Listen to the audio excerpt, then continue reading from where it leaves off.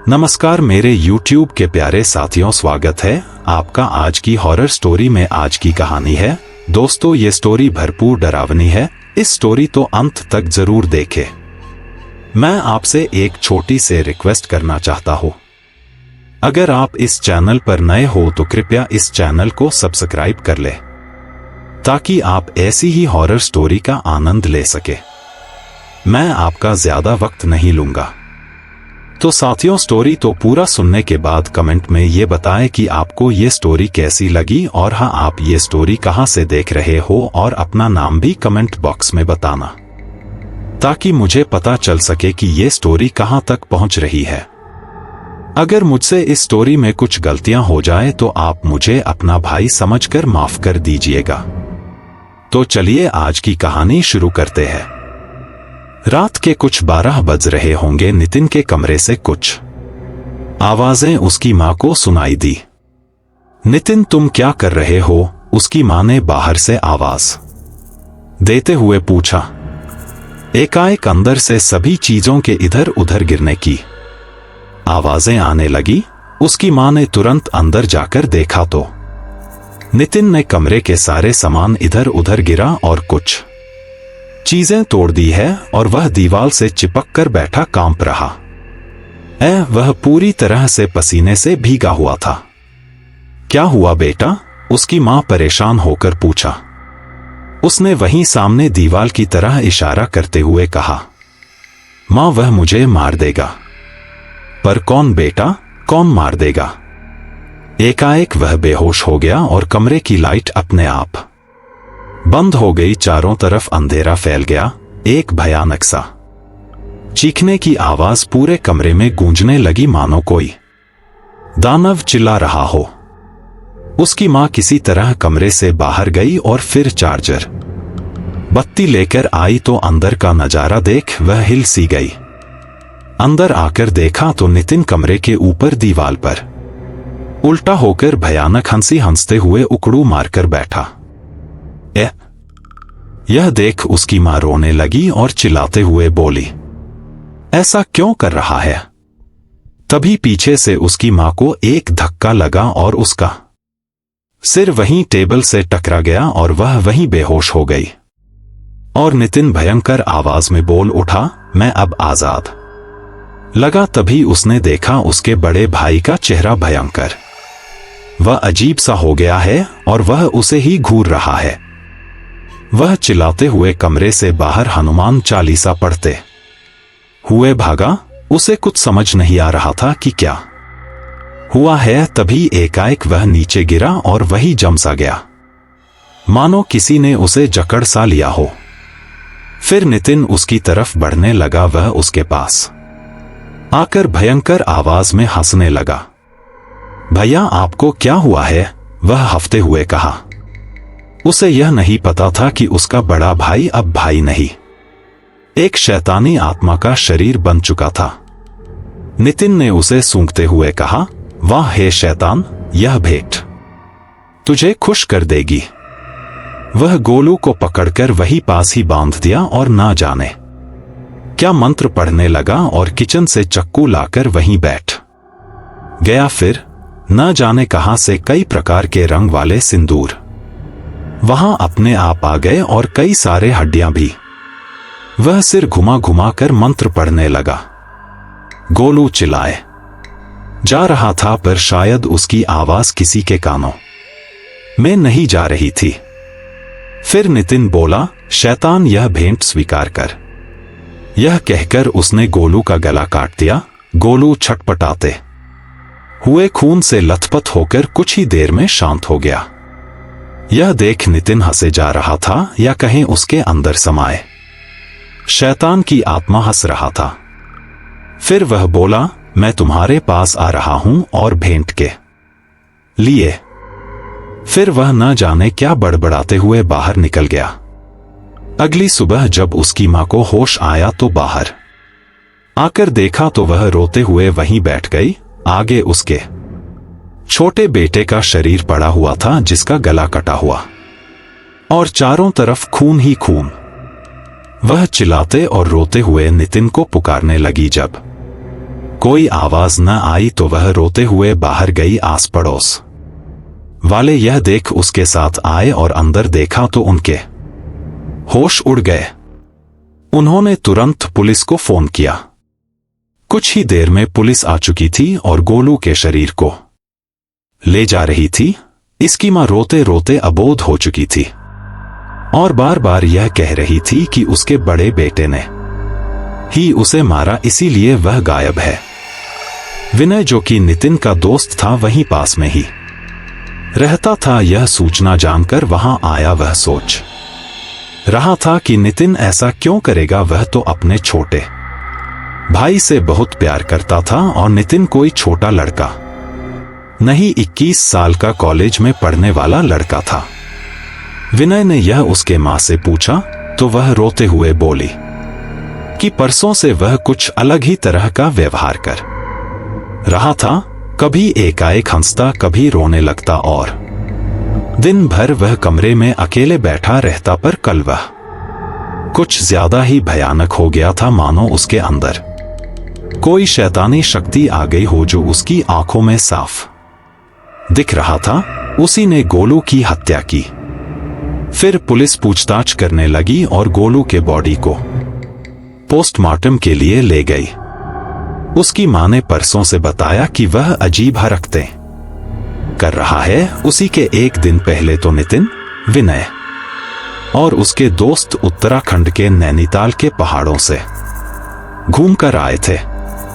विनय ने यह सोचा कि लौटते वक्त भी तो वह अजीब सी हरकतें कर रहा था और वो मंदिर पर घटी घटना जिसने उन्हें डरा दिया था। विनय ने फोन कर सभी दोस्तों को बताया कि नितिन ने अपने भाई की हत्या कर दी है और वो गायब है। दोस्त बोले, मुझे तो मंदिर से ही कुछ खराब लग रहा था। इस घटना के 10 दिन पहले नितिन, विनय, शुभम और विशाल चारों बहुत खुश थे क्योंकि वे सब उत्तराखंड घूमने जा रहे थे। उन सब का ग्रेजुएशन पूरा हुआ था और फिर इस ट्रिप का प्लान किया गया। शुभम, भाई मैंने तो कुछ गर्म कपड़े ले लिए हैं, वहां बहुत ठंडी पड़ती है। विनय, भाई हमें भी पता है। विशाल, यार वहां किसी नैनीताली को मैं दिल ना दे बैठूं। तीनों हंस पड़े और बोले, तू तो है ही दिलफेंक आशिक, तुझे कोई ना कोई मिल ही जाएगी। कुछ घंटों के बाद ट्रेन से उत्तराखंड के प्रकृति की छटा के नजारे दिखने लगी। फिर वो सब नैनीताल पहुंचे। रात हो चुकी थी तो जल्दी से एक होटल में रुक गए। अगले दिन भरपूर नैनीताल का मजा लिया चारों ने। वहां तो जितना घूमो उतना ही कम था।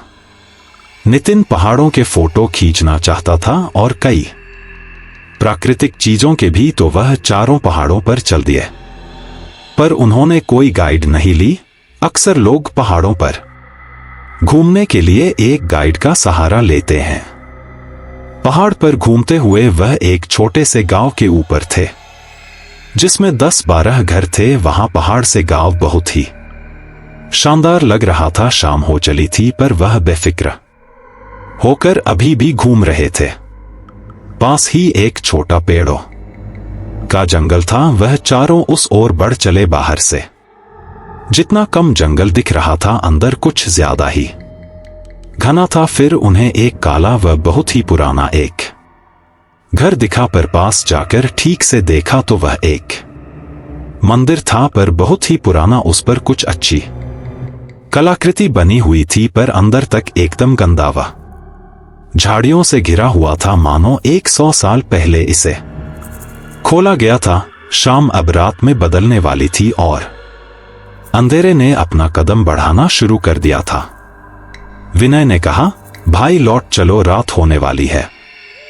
पर नितिन और विशाल का मन उस मंदिर के अंदर जाने को कर रहा था। तो नितिन बोला, चलो यार, अंदर देखते हैं कि अंदर से मंदिर कैसी है।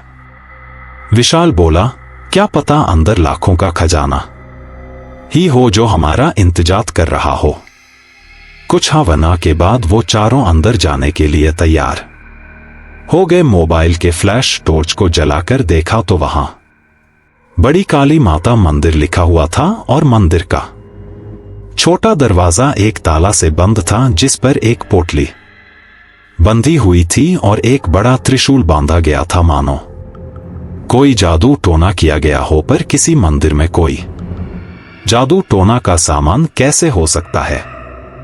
विनय बोल उठा, यार ताला भी लगा है, अब क्या इसे तोड़ोगे? छोड़ो बे, चलते हैं। पर नितिन ने एक बड़ा सा पत्थर उठाकर उस पर जोर से दे मारा। 2 बार में वह ताला टूट दूर जा गिरा। वह मेरे पहलवान, शुभम ने उसकी पीठ ठोकते हुए बोला। त्रिशूल को खोलकर वहीं रखकर धक्का देकर दरवाजे को खोला। जैसे ही मंदिर का दरवाजा खुला, एक चीख की आवाज व एक हवा उन चारों को छूती हुई निकल गई। यह चीख सुन उन्हें कुछ डर तो लगा, पर नितिन बोला, यार कोई छोटा जानवर जंगल में चिल्ला रहा होगा, डरपोक कहीं के। बाहर से मंदिर छोटा दिख रहा था, पर अंदर काफी लंबा वह बड़ा था। दीवाल मकड़ी के जालों व कालेपन से भरा हुआ था। चारों अंदर की तरफ गए। दीवालों पर मोबाइल के टॉर्च से देखा तो वहां के दृश्य भयंकर थे, मानो किसी ने खून से देवी देवताओं का अपमान किया हो, ऐसा दृश्य उन्होंने कभी नहीं देखा था। वहां ओम, जो कि हिंदू धर्म का एक पवित्र चिन्ह है, उसे उल्टा लिखा गया था और उसे काटा गया था, और एक देवता का सिर कटा हुआ था और एक देवी के अंतड़ियों को कटकर नीचे गिरते हुए दिखाया गया था, मानो किसी ने इसे अभी अभी खून से बनाया। वह इतनी अच्छी तरह से बना था कि एक बार देखकर ही समझ में आ सकता था कि वहां देवी देवताओं का अपमान किया गया था। विशाल बोल पड़ा, किस कुत्ते ने यह बनाया होगा साला? नितिन भी चिंता भरे स्वर में बोल पड़ा, पता नहीं, कोई पगलाया होगा। फिर वह मंदिर के गर्भगृह में पहुंचे। वहां का दृश्य तो और भी भयानक था। वहां चारों तरफ कई हड्डियां रखी हुई थी और मूर्ति के स्थान पर एक शरीर के हड्डियों का ढांचा लटकाया गया था और उसकी पूजा की गई थी। और वहीं पास में एक काले साया को देवता को खाते हुए बनाया गया था। यह सब देखकर लग रहा था कि यह कोई मंदिर नहीं, मानो बुरी शैतानों का घर हो। पर बाहर तो बड़ी काली माता मंदिर लिखा था, पर अंदर ऐसा क्यों? उन चारों को कुछ समझ नहीं आ रहा था।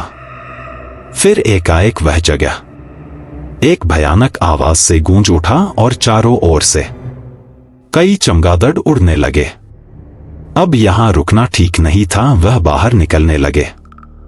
विनय, विशाल और शुभम तो बाहर की तरफ जाने लगे, पर नितिन वहीं खड़े होठों पर मुस्कान लिए एकटक उस पूजा किए गए हड्डी के ढांचे को देखे जा रहा था। तीनों ने उसे बुलाया, पर वह मानो कुछ सुन ही नहीं रहा था। शुभम चिल्लाया, नितिन चल यार, कि तुझे अभी भी यह सब मजाक लग रहा है। पर वह टस से मस नहीं हुआ, केवल उसे घूरे जा रहा था। विनय ने उसका हाथ पकड़कर उसे खींचा। नितिन ने गुस्से से विनय को देखा और आंख लाल करते हुए उसे एक धक्का दिया और फिर उसे घूरने लगा। धक्के से विनय नीचे जा गिरा था। उठकर गुस्से में बोला, ठीक है तू मर यहां पर। इतना कहा ही था कि नितिन वहीं बेहोश होकर गिर पड़ा। यह देख वह तीनों घबरा गए। उसके मुंह पर पानी के छींटे मारे, फिर भी वह नहीं उठा। उसे तीनों उठाकर बाहर आने लगे। तभी उन्हें ऐसा लगा मानो कोई उनके पीछे खड़ा होकर गुस्से में गुर्रा रहा हो, पर अंधेरे में कुछ नहीं दिखा। मोबाइल के टॉर्च से देखा तो पीछे कोई नहीं था। एकाएक किसी ने विशाल को पैरों से पकड़कर खींचा और मुंह के बल गिर पड़ा और पीछे की तरफ खींचा चला गया। विशाल डर के मारे चिल्लाने लगा और फिर जल्दी से उठकर भागा। नितिन को कंधे पर उठाकर बाहर आने लगे तो देखा गेट तो बाहर से बंद। पर विशाल और शुभम ने गेट पर जोर का धक्का मारा, जिससे वह खुल गया। फिर चारों तरफ बहुत तेज हवा चलने लगी और मानो उन्हें मंदिर के अंदर की तरफ खींच रही हो। विनय ने वहां पड़े त्रिशूल को उठा लिया। जैसे ही त्रिशूल उठाया सब कुछ शांत हो गया। वही गेट के पास त्रिशूल फेंक नितिन को कंधे पर उठा। वह तीनों मोबाइल का टॉर्च जला अंधेरे में भागे और फिर पहाड़ की तरफ। एकाएक नितिन को होश आ गया। यह देख उनकी जान में जान आई। होश में आते ही नितिन भारी आवाज में बोला, हम वहां से क्यों चले आए? विनय, साले तुमको फिर जाना है क्या? चूतिए एक हवा से ही बेहोश हो गए और क्यों चले आए? एक हंसी की छटा बिखरी सबके चेहरे पर। रात हो चुकी थी। मोबाइल के घड़ी में 7:30 बज रहे थे। आगे अंधेरे में अभी इस पहाड़ पर कैसे जाएं? पर किसी 3 अंधेरा का घेरा कुछ ज्यादा ही बढ़ गया था, पर फिर भी वह चारों पहाड़ पर बिना किसी दिशा देखे चल पड़े। सबसे खराब बात यह थी कि उनमें से किसी के मोबाइल में नेटवर्क नहीं था। यहां पहाड़ पर नेटवर्क कहा। नेटवर्क हो तो पुलिस को तो फोन ही किया जा सकता था। और एक अजीब सा डर उनके अंदर आ गया था। और न जाने बीच बीच में नितिन अजीब हरकत कर रहा था। कभी कहता चलो उस मंदिर में चले, कभी कहता हम सब मर जाएंगे, तो कभी तुम सब के मांस का स्वाद बहुत अच्छा होगा। उसकी ये बातें मजाकिया भी लगती और डरावनी भी, पर उन्हें ज्यादातर मजाक ही लगा। मोबाइल के टॉर्च से देख देख कर उस अंधेरी रात में वह चारों पहाड़ों पर बढ़ने लगे, पर किस ओर बढ़ रहे हैं इसका कोई अता पता नहीं। उनको हर समय यह लगता मानो उनके साथ कोई और भी पीछे पीछे चल रहा है, पर वहां हवा के अलावा और कुछ नहीं होता। उन चारों को एक बहुत ही बुरी गंध घेरे हुई थी, मानो कोई मरा हुआ सड़ रहा हो। विशाल बोला, यार ये कैसा गंध है? जैसे कुछ सड़ रहा है। जब से मंदिर से बाहर आया हूं यही गंध जैसे चारों तरफ फैला हुआ है।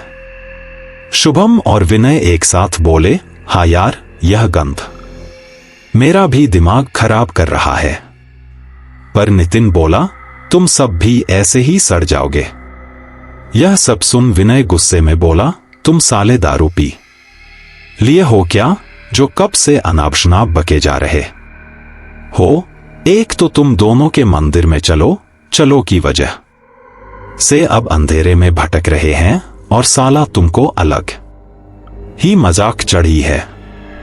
विनय ने इतना बोला ही था कि विशाल चिल्ला उठा, अरे वो देखो आग जल रही है और लालटेन लटकी हुई वहां नीचे कुछ घर के जैसे लग रहा है। यह देख उनकी जान में जान आई। किसी तरह वह चारों नीचे उतरे। वहां एक नहीं कई पहाड़ी छप्पर के घर थे। वह जैसे ही वहां पहुंचे तो देखा कई लोग आग जला बाहर बैठे हुए थे। वहां के लोग उन्हें अजनबी की तरह देखने लगे, पर एक आदमी उठकर बोला, बेटे तुम सब यहां कैसे? विनय बोला, काका हम सब पहाड़ों में खो गए हैं। अंधेरा होने के कारण अब हम अपने होटल तक कैसे पहुंचे? वह आदमी बोला, देखो बेटा, घूमने आए लोगों का होटल पहाड़ के उस पार है, और अब तो रात हो गई है और अब वहां कोई नहीं जाएगा। विशाल बोला, तो काका हम क्या करें? वह आदमी बोला, आज रात यही हमारे पास ही ठहर जाओ, कल सुबह मेरे लड़के बाला के साथ चले जाना। विनय, काका बहुत बहुत धन्यवाद। कोई बात नहीं बेटा, खुदा हमारी मदद करते हैं, ऐसे ही हम भी तो मदद कर ही सकते हैं। काका बोले। अब रात की ठंडी भी पड़ रही थी, तो वहीं बाहर आग के पास सब बैठ गए। काका बोले, अरे बाला, अपनी मां से कह कुछ लोग आए हैं, जरा दाल और रोटी चढ़ा दे। फिर उनसे बोले, बेटा क्या है न, हम सब खा चुके हैं, तुम सब तो भूखे होंगे। विशाल बोला, क्यों परेशान हो रहे हैं, हमारा पेट भरा। बाला भी उन चारों के साल का ही था। वह सुबह जाकर गर्म कपड़े और लकड़ियों से बने कई सुंदर सामान वहां पर्यटकों को बेचता था और उसके पिता, जो कि अब उन चारों के काका हो चुके थे, वह भी वही काम करते थे। उसी से उनका घर चलता। केवल वह ही नहीं, वहां के आसपास के सभी यही काम करते थे। काका बोले, बेटा तुम सब इन पहाड़ों में क्यों इतनी रात में रुक गए? विनय बोला, अरे काका वो ऊपर एक जंगल में एक पुराना मंदिर देखने लगे, उसी में देर हो गई। काका घबराकर बोले, कौन वो जंगल वाली बड़ी काली माता मंदिर? विनय बोला, हाँ काका वही। यह बात हो ही रही थी कि नितिन धड़ाम से खटिये से नीचे जा गिरा। वह एक बार फिर न जाने क्यों बेहोश हो गया। सब उसे उठाने में लग गए। उसे उठा, फिर खटिये पर लेटाया। उसका पूरा शरीर बर्फ की तरह ठंडा था, मानो उसके अंदर जान ही न हो। फिर नितिन को वहीं एक कंबल ओढ़ा दिया। विनय बोला, शायद इसे बुखार हो गया है, शाम से यह दूसरी बार बेहोश हुआ है। काका बोले, बेटा क्या तुम सब उस मंदिर के अंदर तो नहीं गए थे? वह जगह बहुत ही खतरनाक वह हाँ में जवाब देने वाले थे, पर खतरनाक वाली बात सुन विशाल बोला, अरे नहीं काका, हम तो केवल उसे देखने गए थे, देखकर चले आए। काका बोले, अच्छा किया। शुभम बोला, पर उस मंदिर खतरनाक क्यों है? काका बोले, वह अशुभ जगह है, सब ऐसा मानते हैं और वहां कोई नहीं जाता। तभी नितिन एकाएक भयानक आवाज में चिल्ला उठा और छटपटाने लगा। शुभम और विनय ने उसे पकड़ा। वह न जाने कैसे कैसे आवाजें निकलकर कुछ कह रहा था, फिर एकाएक ठीक हो गया, मानो उसे कुछ हुआ ही नहीं है। नितिन बोला, तुम सब मुझे क्यों घूर रहे हो, क्या हुआ? विशाल बोला, नौटंकी साला, अभी तो बेहोश हुआ था और अब बोल रहा है क्या हुआ? नितिन फिर से एकदम ठीक था। यह देख विनय ने कुछ नहीं बोला, पर उसे यह लग रहा था कि कुछ तो गड़बड़ है नितिन के साथ। मंदिर में जाने के बाद अब वह सामान्य नहीं था और काका के अनुसार वह मंदिर एक खतरनाक जगह है। पर विनय ने ज्यादा ध्यान नहीं दिया। तब तक खाना बनकर भी आ चुका था। दाल और मोटी मोटी रोटी काकी ने बनाया था। रात के 9 से ज्यादा बज रहे थे और उन्हें भूख भी लगी थी, तो चारों खाने पर टूट पड़े। वो सामान्य से दाल रोटी उनकी सोच से ज्यादा लजीज और स्वादिष्ट थे। काका बोले, बेटा यही रूखा सूखा है, इसी से पेट भर लो, ईश्वर ने इतना ही दिया है। विनय बोला, अरे काका यही बहुत है हमारे लिए, और ये बहुत ही स्वादिष्ट है। चलो तुम सबको अच्छा तो लगा। विशाल बोला, काका एकदम मस्त है। नितिन बोला, यहां मांस नहीं बनती क्या? पर यह भी अच्छा है। यह सुन सब हंस पड़े और कुछ ही देर में खाना समाप्त हुआ। फिर कुछ देर आग तापने के बाद वहीं पास में एक जगह पर वह चारों लेट गए। बाला और काका भी अंदर सोने चले गए। विनय बोला, शुभम कभी सोचा था कि हम यहां ऐसे सोएंगे? शुभम बोला, ऐसे अच्छे लोग अब कहां भाई इस जालिम दुनिया में। विशाल गहरी सांस लेते हुए बोला, जिंदगी में फिर कभी नैनीताल आऊंगा तो यहां काका से मिलने जरूर आऊंगा। हां यार, पहाड़ों पर घूमने की वजह से वह सब थके हुए थे, तो लेटते ही नींद ने उन्हें अपने आगोश में ले लिया और शीतल रात उन्हें अपने सपने में ले गई। शुभम की नींद खुली। उसने मोबाइल में देखा तो सुबह के 4:30 बजने वाले थे। उसे जोरों की पेशाब लगी थी। वह उठकर बाहर आया तो एक बार शुभम को लगा कि कोई बाहर खड़ा है, पर जैसे ही उसने देखा तो वह चीज एक साया के धुआं की तरह उसके सामने से उड़ गई। उसे लगा कि कोई वहम है। फिर वह पेशाब करने लगा, पर जब उसने पीछे देखा तो फिर कोई खड़ा था। उसने हड़बड़ाहट में मोबाइल का फ्लैश जलाया तो आगे देख उसके होश उड़ गए। वह नितिन था, पर वह जमीन से एक हाथ ऊपर उठा हुआ था। उसका सर ऊपर आसमान की तरफ था और मुंह खुला हुआ था। फिर वह गायब हो गया। शुभम घबराया अपने दोस्तों को यह बताने के लिए उस ओर बढ़ा जहां सब सो रहे थे। शुभम चिल्लाते हुए उस ओर गया जहां सब सोए हुए थे। वहां नितिन नहीं था, तो वह सबको जगाने लगा। चिल्लाहट सुन सब जग गए। तो शुभम बोला, नितिन अभी यहां बाहर से ही गायब हो गया। मैंने अपने आंखों से देखा। विनय आंख मलते हुए बोला, क्या बकवास कर रहा है, वहीं बाहर होगा। शुभम चिल्लाकर बोला, आ दिखा कहा है। मैंने बोला न, वह अभी यहां से गायब हो गया। विशाल बोला, पर गया कहा, ये नितिन की नौटंकी भी ना। तीनों बाहर आकर इधर उधर उसे ढूंढते हुए देखने लगे। आहत सुनकर काका और बाला भी बाहर आ गए। काका बोले, क्या हुआ बेटे, इतने परेशान क्यों हो? विशाल, हमारा नौटंकीबाज नितिन गायब है और ये शुभम कह रहा है कि वह गायब हो गया। काका बोले, देखो यहीं कहीं आसपास होगा। तभी विनय बोला, सब अपना सामान उठाओ, मुझे पता है वह कहां है, जल्दी करो। मैं जहां सोच रहा हूं वह वहीं है।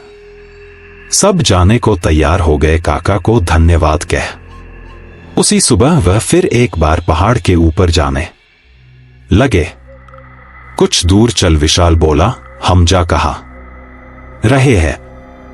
विनय एक उज्ज्वलता भरे स्वर में कहा, मंदिर जहां हम कल गए थे। शुभम संकोच स्वर में बोला, पर हम उस मंदिर में फिर क्यों जा रहे हैं? विशाल, क्या नितिन वहां है? विनय, हां यार, तुम लोग कुछ समझ रहे हो कि नहीं? उस मंदिर से आने के बाद उसने कितने बार वहां जाने की बात की, वह वहीं है। विशाल, यार, पर काका ने कहा कि वह जगह खतरनाक है और अंदर जाने से मना है।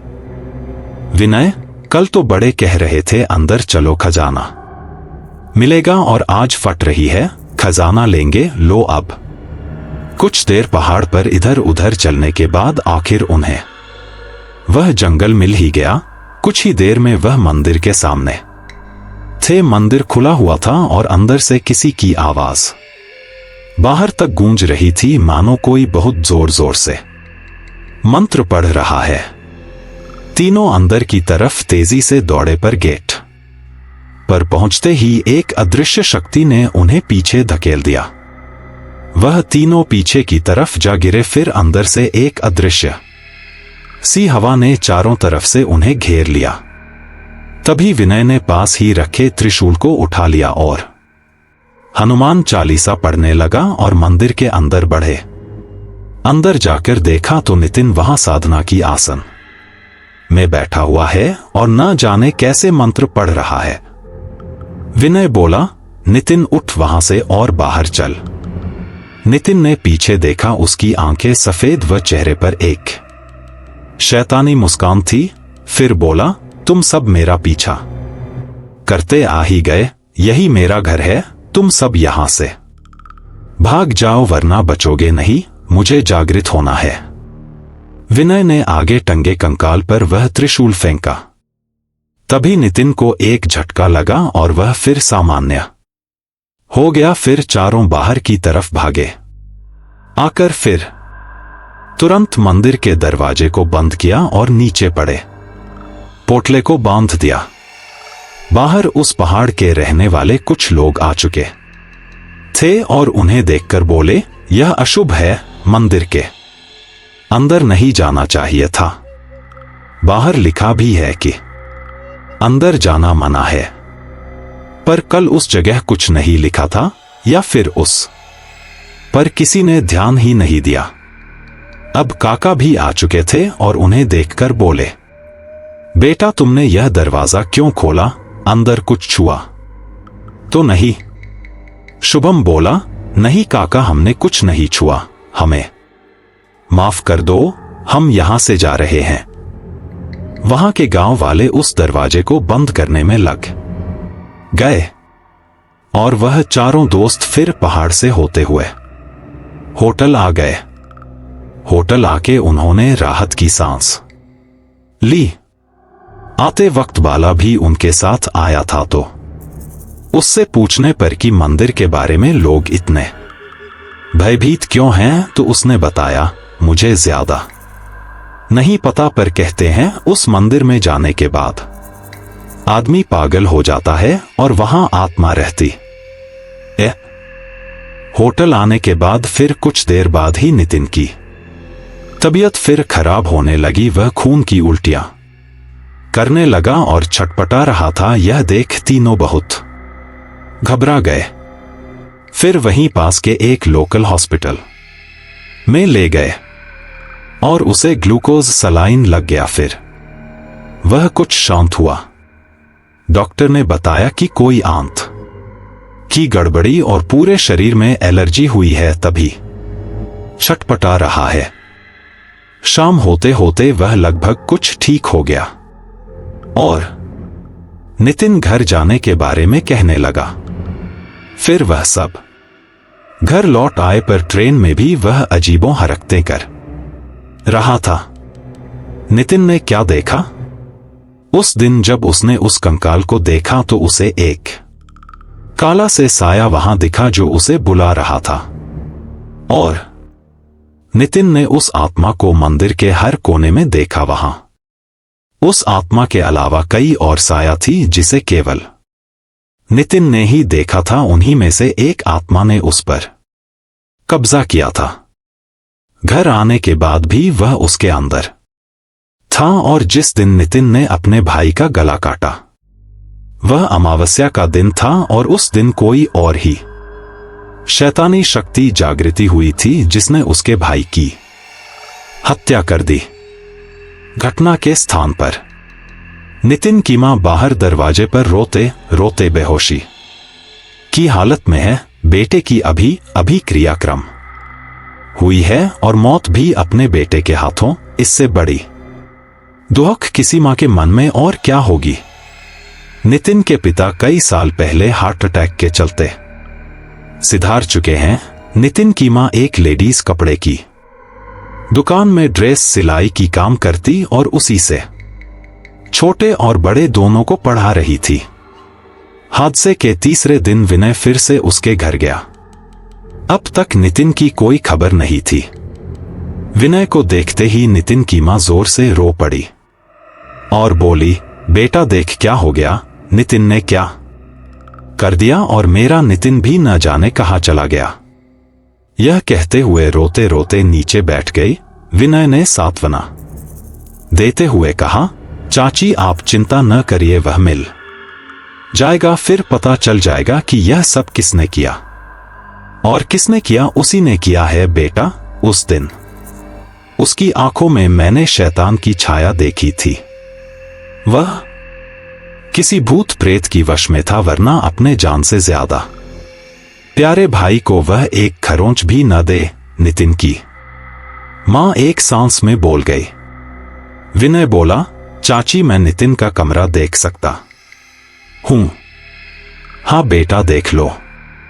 नितिन के कमरे में जाते ही विनय को न जाने एक घुटन सी महसूस हुई और दीवार पर जो देखा वह देख आश्चर्यचकित हो गया। वहां ठीक उसी मंदिर की तरफ यहां दीवार पर ओम को लिखकर काटा गया था और कई देवताओं के नाम लिखकर भी काटा गया था, और नितिन के कमरे में रखे वैष्णो माता की फोटो को भी अपमानित किया गया था। आपके चेहरे को पेन से काटा गया था। यह सब देख विनय का शक सही हो गया कि हो न हो वह मंदिर सही में भूतिया है जिसने नितिन को वश में कर लिया है। विनय जान गया कि नितिन वहीं मिलेगा। इधर नैनीताल में बाला के गांव में पूरा गांव में हलचल थी, क्योंकि एक 14 से 15 साल का लड़का गायब था। उसकी खोज चल रही थी, पर वह नहीं मिला और अगले दिन उसकी सरकटी लाश एक पेड़ से झूलती हुई मिली। धड़ तो था पर सिर नहीं था। पूरा गांव करुण क्रंदन से गूंज उठा। और उसी रात एक और लड़का उसी उम्र का गायब। पुलिस फिर आई, फिर पूरा पहाड़ छान डाला, पर कोई सुराग नहीं। और अगले दिन फिर सर कटा धड़ पेड़ पर लटका मिला।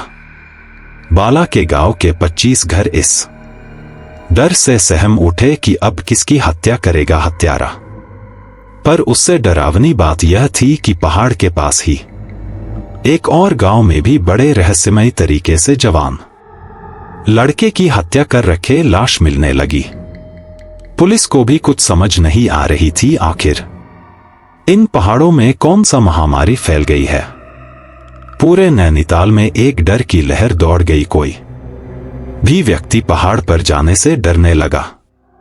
एक भी लाश की सर नहीं मिली। यह सबसे भयावह था, पर किसी को उस मंदिर का ख्याल नहीं आया। उस मंदिर की स्मृति मानो किसी के पास नहीं है, और वह छोटा जंगल और घना हो गया है। विनय, शुभम और विशाल नैनीताल फिर एक बार पहुंच गए।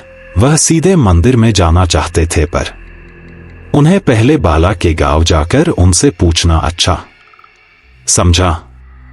पर गांव पहुंचकर उन्हें हत्या के बारे में पता चला तो उन्होंने उस मंदिर के बारे में कहा कि वहां शायद उनका दोस्त चला गया है, उसके ऊपर कोई साया है। शाम हो चुकी थी और कोई भी उस मंदिर में नहीं जाना चाहता था, और सब मना भी कर रहे थे कि वहां न जाए। पर उनसे न रहा गया और तीनों फिर चल पड़े उस मंदिर की ओर। अंदर से एक बहुत ही बेकार सड़ी बदबू आ रही थी, मानो चर्बी और मांस जल रहा हो, और बीच बीच में किसी के जोर से हंसने की आवाज भी आ रही थी। तीनों ने धीरे से मंदिर का दरवाजा खोला। वह पूरी तैयारी करके आए थे। विशाल ने एक डंडा या कहे लाठी व विनय भगवान की फोटो यह सब लेकर आए थे। अंदर गर्भगृह में पहुंचकर जो देखा वह देख उनके होश उड़ गए।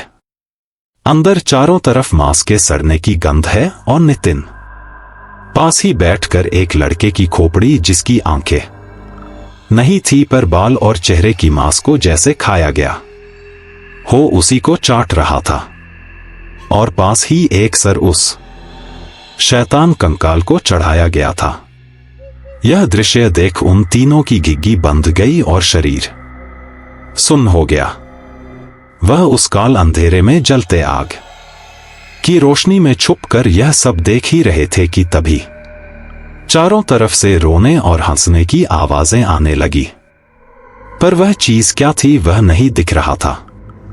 फिर वहां रखी सर को एक काली सी आकृति खाने लगी। वह बहुत ही भयानक था, और नितिन पास ही बैठकर उस खोपड़ी को खा रहा और कह रहा है, कितने दिनों के बाद इतना स्वादिष्ट प्रसाद मिला। उसकी आंखों में एक लाल हुई पुतली को साफ देखा जा सकता था, और उसके चेहरे के भयानकपन को देख कोई भी भयभीत हो जाए। उन तीनों को तो कुछ समझ में नहीं आ रहा था कि यहां हो क्या रहा है, और इस नितिन को क्या हो गया है, और इसके पीछे कौन है। फिर उन्होंने देखा कई सारी काली आकृति उनकी तरफ बढ़ने लगी। ध्यान से देखा तो नितिन भी उनकी तरफ ही घूर रहा था। उसकी होठों से खून नीचे टपक रहा था, और जैसे वह अभी उन्हें भी खा जाएगा। काली भयानक साया तो उनकी तरफ बढ़ ही रही थी। तीनों की हालत एकदम काटो तो खून नहीं ऐसा हो गया। अब हम क्या करें, विशाल चिल्लाया। फिर तीनों बाहर की तरफ भागे, पर उन साया ने शुभम को पकड़ लिया। वह चिल्लाने लगा, बचाओ बचाओ। विनय और विशाल तो पागलों की तरह बाहर भागे। फिर मुड़कर देखा तो शुभम चिल्ला रहा था और तभी नितिन एक बड़े से चक्कू से उसका पूरा सर धड़ से उतार दिया। चारों तरफ खून की एक फव्वारा सा छूट गया और नितिन किसी भयानक दानव की तरह खड़ा होकर जोर जोर से हंसने लगा और बोला, शैतान, इस भोग को स्वीकार कर। विनय चिल्लाया। नितिन ने उन दोनों के सामने ही शुभम का सर एक वार में धड़ से उतार दिया और ऐसे हंस रहा था मानो कोई दानव हो। दानवता उसके चेहरे पर साफ दिख रहा था। विनय और विशाल भागकर मंदिर के गेट के पास आ गए थे, पर पीछे के नजारे को देखकर विनय तुरंत रोने लगा और चिल्लाते हुए गाली देकर बोला, साले, मैं तुझे नहीं छोड़ूंगा। विनय फिर गुस्से से अंदर की ओर जाने वाला था, पर विशाल ने किसी तरह उसे खींचते हुए बाहर ले गया। दोनों रो रहे थे और विशाल चिल्ला रहा था, मैं तुझे नहीं छोड़ूंगा। शैतान ने उनके दोस्त को उनके सामने ही मार डाला था और सबसे खराब बात यह थी कि यह काम उनके दोस्त नितिन ने ही किया था, पर वह अब उनका पहले वाला नितिन नहीं था, वह था एक भयानक शैतान के वश में। मंदिर का दरवाजा अपने आप बंद हो गया और तभी एक काली सी बड़ी छाया बाहर आई। उसके पीछे कई और काली छाया। विनय और विशाल को इस चांदनी रात में साफ साफ दिख रहा था कि एक एक कर काली साया चारों तरफ फैल रही थी और मंदिर के अंदर से कई तरह की आवाजें आ रही थी। दोनों चुपचाप पास की झाड़ियों से यह सब भीगे आंखों से देख रहे थे और बहुत भयभीत थे। अगर यह शुभम को मार सकती है तो उन्हें भी। जब कुछ हलचल शांत हुई तब दोनों धीरे धीरे से बाला के गांव की तरफ बढ़े। कुछ दूर चलने के बाद उन्हें लगा कोई काला साया उनके चारों तरफ चक्कर लगा रहा है, पर उनके पास नहीं आ रही। विनय ने तुरंत बैग में रखे भगवान की फोटो निकाल ली और बोलने लगा, जो भी यहां है वह भाग जाए वरना माटी में मिल जाएगा। पर फिर भी वह काला छाया की आहट आती रहती और एक सड़ी हुई सी बदबू फैल गई। पर कुछ ही देर बाद वह बदबू भी चली गई और वह साया भी कहीं नजर न आई।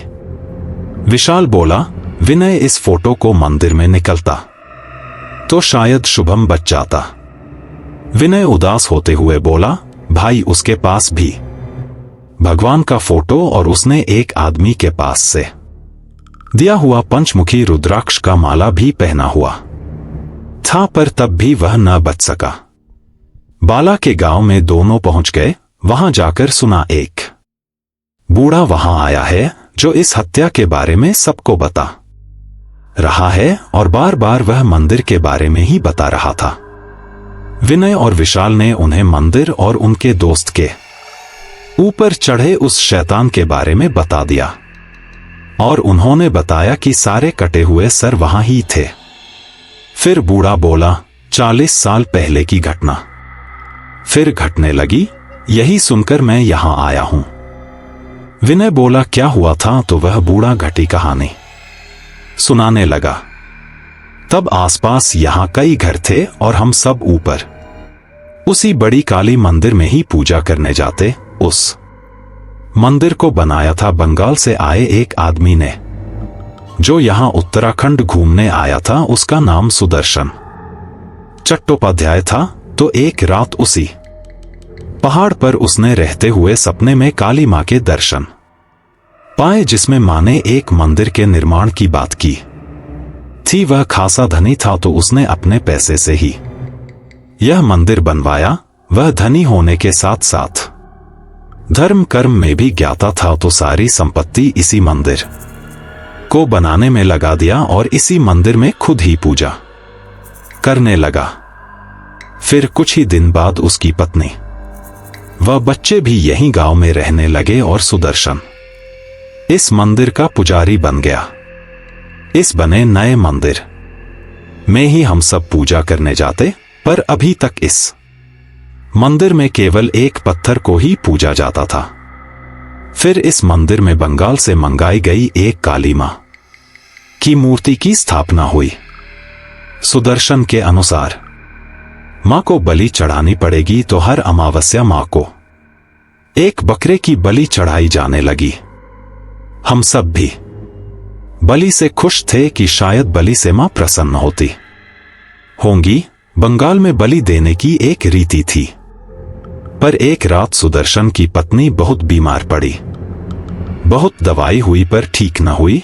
सुदर्शन वही मंदिर में ही सोता था, तो शायद अगले दिन उसे न जाने क्या हुआ, रात को अपने छोटे लड़के को ही मंदिर में बलि दे दी। कहता ऐसा उससे मां ने ही कहा था, इससे इसकी पत्नी ठीक हो जाएगी। पर उसकी पत्नी बाद में चल बसी। उसने सबको बताया कि उसका बेटा कहीं गुम हो गया। कुछ ही दिन बाद सुदर्शन ने काली मां की मूर्ति को तोड़ डाला और उसके स्थान पर शैतान की पूजा करने लगा। और गांव का जो भी उस मंदिर में पूजा करने जाता, अगले दिन वह बीमार पड़ जाता, कहीं कोई घर में मर जाता। तो अब उस मंदिर में जाना छोड़ दिया सबने, केवल वहां सुदर्शन ही रहता और अंदर ना जाने क्या पूजा करता रहता। पर असल बात यह थी कि मां काली को बलि तभी अक्सर चढ़ाई जाती है जब वो जागृत मां काली हो, जैसे तारापीठ, कालीघाट। और अगर ऐसा नहीं होता तो आसपास के शैतानी आत्मा उस भोग को ग्रहण करने लगती है। वही हुआ भी उस मंदिर में। अब सुदर्शन पर शैतान ने कब्जा कर लिया था और वह उनकी पूजा करता। फिर एक दिन शैतान को अपनी ही बलि चढ़ा दी और फिर यह घटनाएं शुरू हुई कि गांव के कई लड़के गायब होने लगे और केवल उनका धड़ ही मिलता सर नहीं। सबको पता चला कि यह सब इस मंदिर की वजह से हो रहा है, तो केदारनाथ से एक महाज्ञानी बाबा को बुलाया गया। उन्होंने बताया कि क्योंकि मां के आधार पर इस मंदिर का निर्माण किया गया है, तो मां की कोई जागृत वस्तु के साथ मूर्ति के प्रवेश से सब बंद हो जाएंगे।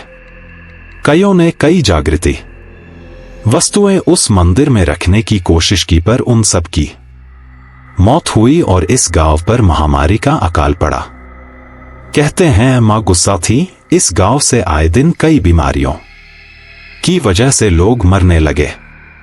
फिर हम सब ने यह गांव छोड़ दिया और उस बाबा ने उस मंदिर को एक शक्तिशाली त्रिशूल और एक तंत्र से बांध दिया। पर उन्होंने बताया कि गर्भगृह में अगर कोई पहुंचा और शैतान ने उसे देखा तो एक बार फिर वह जाग जाएगा और अपना भोग लेने लगेगा। उसका जरिया ही सुदर्शन की आत्मा है जो बलि देता है। विनय बोल पड़ा, तो हम कैसे अपने दोस्त को बचाएं? बूढ़ा बोला, जागृत मां को प्रवेश करके, पर ऐसा कोई कर नहीं पाया। जागृत मां कभी भी आम आदमी के हाथ से प्रवेश नहीं लेती, इससे उसे हानि ही होती। विनय बोला, मैं लाऊंगा किसी तरह और इस संकट को काटूंगा। बस मां मेरा साथ दे, बस आप लोग सब घर में पूजा कीजिए, खासकर रात को, जिससे कोई भी आत्मा न आए। यह कह दोनों कलकत्ता चल पड़े, क्योंकि मां काली की जागृति अवस्था वहीं आसानी से मिल सकती है। विनय ने निर्णय लिया कि जान भी देनी पड़े पर नितिन को बचाऊंगा। शैतान अंत और मंदिर शुद्ध। विनय और विशाल कोलकाता पहुंचे और वहां से तारापीठ को मां काली की जागृत मूर्ति कहा जाता है। पर यह कैसे पता किया जाए कि कौन से जागृत वस्तु ले जाया जाए और वो मिलेगा कैसे? कई साधु संतों से बात करने के बाद उन्हें पता चला कि बड़े पुजारी श्री शक्तिदानंद के पास इस सवाल का जवाब जरूर होगा। श्री शक्तिदानंद से मिलना उतना आसान नहीं था। वह हर वक्त अपने पूजा साधना में ही व्यस्त रहते थे। तो इसी बीच मां तारा के दर्शन किया दोनों ने विनय। तो मां तारा के सामने रो पड़ा और बोलने लगा, हे मां, अब तुम ही हमारा साथ दो और रास्ता दिखाओ। दिन भर वही मंदिर में बैठे रहे। शाम के 7 बजे उन्हें श्री शक्तिदानंद से मिलने का मौका मिला। वो एक सिद्ध पुरुष थे। देखते ही समझ गए कि कोई विचित्र वस्तु इनके ऊपर साया बनाए हुए है। विनय और विशाल ने उन्हें पूरी बात बताई और यह भी बताया कि उन्हें कोई जागृत वस्तु चाहिए उस मंदिर के पुनः शुद्धि के लिए और उनके दोस्त को बचाने के लिए। श्री शक्तिदानंद बोले, मां की जागृत वस्तु यह संभव नहीं है और तुम्हारे अनुसार पहले भी वहां जागृत वस्तु ले जाया गया है और फिर भी शैतान की समाप्ति नहीं हुई। ऐसा हो ही नहीं सकता। देवी शक्ति के जागृत वस्तु की छाप पूरे भूमंड शैतानी शक्ति के लिए काफी है और जागृत वस्तु को कोई ऐसा वैसा स्थापित नहीं कर सकता, अपितु उसे ले जाना ही असंभव है। मां के स्वयं न चाहने से कोई भी जागृत वस्तु को स्थापित नहीं किया जा सकता। विशाल बोला, तब कोई और उपाय बताइए। श्री शक्तिदानंद बोले, चलो कुछ दिन दो सोचकर बताता हूं। यह बात दोनों को निराश करने वाली थी और जिस प्रकार श्री शक्तिदानंद ने कहा उससे तो यही लगता है कुछ नहीं हो सकता। तो वो दोनों यही सोचने लगे कि अब तो कुछ नहीं हो सकता और उनका दोस्त भी मारा जाएगा। रात को मां तारा के मंदिर के सामने के चबूतरे पर दोनों लेट गए। लोग आ रहे थे, मां के दर्शन कर रहे थे और बाहर से विनय केवल मां की मूर्ति को नम आंखों से देखे जा रहा था। उसके मन में एक लहर जाग गई थी कि वह उस पूरे गांव को इस शैतानी आत्मा से मुक्ति दिलाएगा, पर यह उतना आसान नहीं था जितना उसने सोचा था। इससे पहले जागृत वस्तु के नाम पर जो व्यक्ति भी कुछ ले गया वह सब कुछ नहीं था, पर उसके मन में एक बात बार बार उठ रही थी कि वह यह काम कर लेगा। वह आंख बंद कर मां के नाम का जप करने लगा और यह करते करते वहीं सो गया। उधर असाध्य रात में पूर्ण निद्रा में बाबा शक्तिदानंद ने सपने में देखा कि उन्हें मां कह रही हैं कि एक जागृत वस्तु कहीं और भी ले जाना है और यह काम किसी श्रेष्ठ से हो। सुबह उठ बाबा शक्तिदानंद जान गए थे कि यह मां का संदेश था। सुबह विनय और विशाल को खुद बाबा शक्तिदानंद ने जगाया। उनके साथ एक लड़की थी, उसकी उम्र यही कोई 14-15 साल की होगी। न जाने क्यों उसे देखते ही कई लोग उस छोटी लड़की के पैर छूकर और आशीर्वाद लेकर गए। उस लड़की का नाम था रजवंती तारा। वह बाबा शक्तिदानंद के भाई की बेटी थी। कहते हैं सभी बीज मंत्रों से सुशोभित थी। गुरु मंत्र और सिद्धि मंत्र इस छोटी अवस्था में ही पाली थी। दिन भर मां तारा की आराधना करती इसी मंदिर में ही मिली थी, तभी उसका नाम का अंश मां तारा के नाम से रखा। हर वर्ष मां के बड़े पूजा में वही मां की साक्ष्य बनती और लोगों को उनके दुख का हल बताती, जिसे माता आना कहते हैं। उससे कोमल और श्रेष्ठ बाबा शक्तिदानंद को कोई और न मिला तो उसी के पास थी जागृत वस्तु, पर यह बताना देवी के सख्त खिलाफ था। तो उस लड़की को विनय और विशाल के साथ भेज दिया। पूरे रास्ते वह आंख बंद कर ध्यान मग्न थी। शाम को विनय और विशाल उस लड़की को लेकर उस मंदिर के पास पहुंचे। वह लड़की कुछ न बोलती, केवल एक छोटी सी मुस्कान उसके मुख पर सदा खेलती रहती, पर मंदिर देखते ही उसके चेहरे के भाव बता रहे थे कि वह मारे गुस्सा के आग बबूला है। नाक से निकलते फुंफकार साफ सुनाई दे रहे थे। कुछ ही दूर खड़े विनय और विशाल के लिए यह बहुत आश्चर्यजनक था। धीरे धीरे उस लड़की की आंखें लाल होने लगी, बाल धीरे धीरे हवा में उड़ने लगी। चारों ओर के सन्नाटे के बीच ही एक चलते तूफान को सुनना शायद बहुत आसान था। यह दृश्य बहुत भयानक लग रहा था, मानो कोई शैतान खुद उस लड़की के अंदर आ गई हो। फिर पैर झटक झटक कर वह लड़की मंदिर की तरफ बढ़ी। अब तक जितना विनय और विशाल ने उस लड़की को देखा था वह ऐसी नहीं थी। मंदिर के सामने आकर वह बदल गई थी। गेट पर पहुंचते ही गेट अपने आप खुल गया। अंदर से कई प्रकार के भयानक आवाज एक साथ आने लगी और फिर कई काली परछाई बाहर आने लगी। यह बहुत ही भयानक दृश्य था, मानो कई शैतानी आत्माएं इस मंदिर से निकलकर भाग रही हो।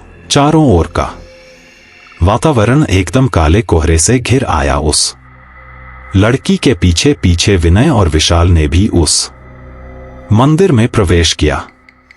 अंदर नरमुंड चारों ओर बिखरे हुए थे और नितिन की आंखें उस लड़की पर टिकी हुई थी। तभी उस लड़की ने साथ लाए एक पोटली में से एक सोने की कोई वस्तु निकली और उसे वहीं प्रवेश कराया। तभी एक रोशनी चारों ओर फैल गई। पूरा मंदिर शैतानों की गूंज से भर उठा और नितिन वहीं पर गिर तड़पने लगा। उसके शरीर से धुआं निकल रहा था, मानो उसका चमड़ा जल रहा हो। तभी एक तीव्र रोशनी के साथ सारा नरमुंड और पूरा मंदिर ठीक हो गया और वह लड़की वहीं बेहोश हो गई। इस दौरान इतने प्रकाश के बीच विनय और विशाल ने कुछ नहीं देखा। जब उन्होंने आंख खोला तो केवल रजवंती तारा और नितिन बेहोश अवस्था में मिले। कुछ ही देर बाद दोनों को होश आया। रजवंती तारा अब एकदम शांत थी। नितिन, विनय और विशाल ने एक दूसरे को गले से लगा लिया और तीनों ने रजवंती तारा के पैर छुए। बाला के गांव में चारों ओर शोक था। विनय और विशाल के जाने के बाद भी मौतें हुई थी। गांव पहुंच विनय और विशाल ने गांव वालों को सब कुछ बताया।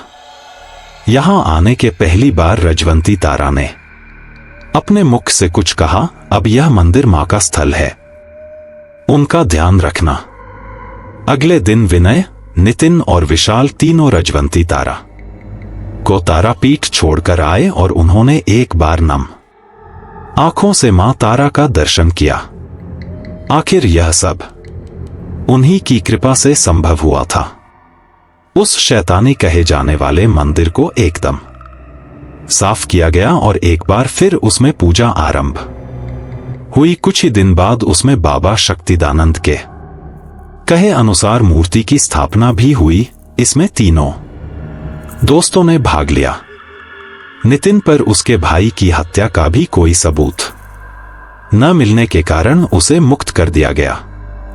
शैतानी मंदिर अब मां का स्थल बन चुका था। आसपास के भी कई गांव वाले इसी मंदिर में पूजा करने लगे। यहां मांगी गई मनोकामना पूरी होती। शैतानी साया तो मानो नैना देवी और बड़ी काली की माया से पूरा नैनीताल छोड़ चुकी थी। दोस्तों, ये कहानी यहीं पर खत्म होती है। आपकी कहानी कैसी लगी और अब आप कौन सी कहानी सुनना चाहते हैं कमेंट करके बताएं। अगर आप चैनल पर नए हैं तो चैनल को सब्सक्राइब करें और वीडियो को लाइक करें।